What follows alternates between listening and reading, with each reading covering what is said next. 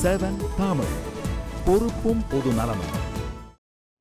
Television இண்டஸ்ட்ரியில் பார்த்தீங்கன்னா குட்டி பத்மினி பல சாதனைகளை புரிஞ்சவங்க அப்படின்னே சொல்லலாம். அவங்க இந்த டெலிவிஷன் இண்டஸ்ட்ரியை பற்றி அண்ட் அவங்க என்னெல்லாம் கஷ்டப்பட்டாங்க அப்படின்றத பற்றிலாம் பேசியிருக்காங்க என்கிட்டக்க. அதுலேருந்து சில பார்ட்ஸ் உங்களுக்காக.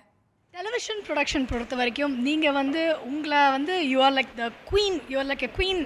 நீங்கள் ஸோ நீங்கள் இந்த இன்ஸ்டியூட்டில் உங்களுடைய கான்ட்ரிபியூஷன் எந்த அளவுக்கு இருக்க போகுது? அதாவது 1975 சென்னையில் தூர்தர்ஷன் வந்தது. 71 நான் டிவியில் ஆக்ட் பண்ண ஆரம்பித்தேன். ஓகேங்களா? ஸோ ப்ரொடியூசர் ஆகும்போது எனக்கு பல விஷயங்கள் தெரியல, நாலேஜ் இல்லை. ஏன்னா எங்களெல்லாம் ட்ரெயின் பண்ணுறதுக்கு யாரும் கிடையாது, எல்லாமே ப்ராக்டிக்கல் எக்ஸ்பீரியன்ஸ். ஸோ ரொம்ப கஷ்டப்பட்டிருக்கோம், நிறைய தோல்விகள், நிறைய வேதனைகள்.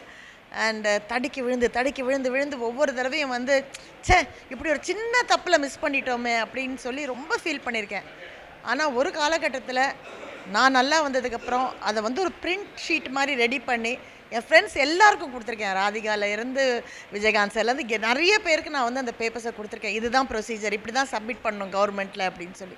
ஸோ இன்றைக்கி பாஃப்டா அவங்களுக்கு ஒரு கோல்டன் பிளேட்டில் இதெல்லாம் கொடுக்க போகுது. அதில் ஒரு டெலிவிஷன்னா என்ன, அதை எப்படி டைரக்ட் பண்ணோம், இன்றைக்கி இருக்க டிஆர்பி ஃபைட்டில் எப்படி நம்ம சக்ஸஸ்ஃபுல்லாக இருக்க முடியும். அண்ட் இன்னொன்று, டெலிவிஷனுங்கிறது ஒரு நிரந்தர இன்கம்.